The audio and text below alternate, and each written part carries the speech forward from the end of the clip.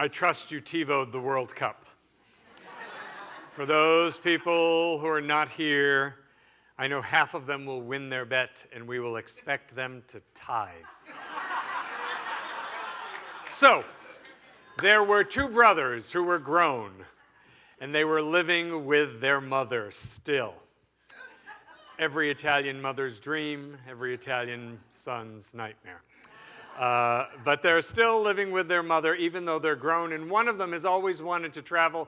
So over a period of a couple of years, he saves his money, and he goes on this big trip of a lifetime to Europe to see museums and cathedrals and all the sights. And after a couple of weeks, he calls home, and his brother answers the phone. And he says, "Hi, it's me. How's everything?" And he says, "The cat died." And he says, wait, back up. He says, "You can't just say the cat died." And he says, "Well, the cat died." And he said, no. He says, "You have to start, you have to back way up and say, the cat got out of the house, and then the cat got up a tree, and while the cat was up the tree, we called the fire department, and the fire department came and brought the cat down, but the cat was sickly, so we took the cat to the vet, and the vet, over several days, did everything the vet could do, and ultimately the cat died." He said, "That's how you share that kind of news." And the brother said, "Oh, okay, I understand." And he said, "So, how's everything?" And he says, "Mom's up a tree."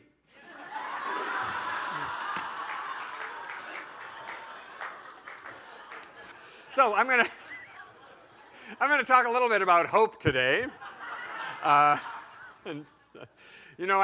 People will often say to me, and I always think this is so interesting, that they don't want to get their hopes up. And the reason they don't want to get their hopes up is that they might be disappointed. And so I think, well, okay, that's one way to look at it. But what if you get your hopes up and something good happens? See, because every time we start with a little bit of hope, then that is sort of like the seed, the mustard seed, a grain of mustard seed that starts to build our faith. Like, okay, there's a possibility that something good could happen here. See, what we teach in the Science of Mind is that God is absolutely for us. And if God be for me, who can be against me, is what it says in the Bible. But the world around us seems to broker in fear. Have you noticed that? Fear about everything. Fear about being alone, and fear of lack, and fear of aging, and fear of this, and fear of that. The list just gets more and more and more and more and more. But, spirituality, I think, is the domain of having of awareness where we find that part of us that's universal. That part of us that's universal, because that same part exists in everyone that's universal. The awareness of our universality. So when we are in touch with the core of our being, that's a principle. And that principle is everywhere. In the Gospel of Joel, I talked about recently how he says, on the book of Joel, "I will restore unto you even the years the locusts have eaten." So what that is that there is no loss in God. And what is yours by right of consciousness. And I think this is a component in allowing us and supporting us to have faith, because we start with this grain of, okay, what's mine is mine by right of consciousness. That makes me hopeful.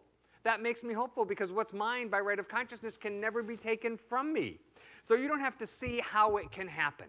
That's never our job, but God can always make a way, right?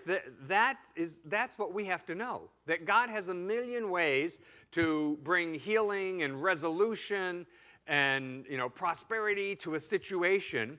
And we often get stuck on, but I don't see how it can happen. I don't see how it can happen. In the Old Testament, Job is a really interesting character. Job really loved God.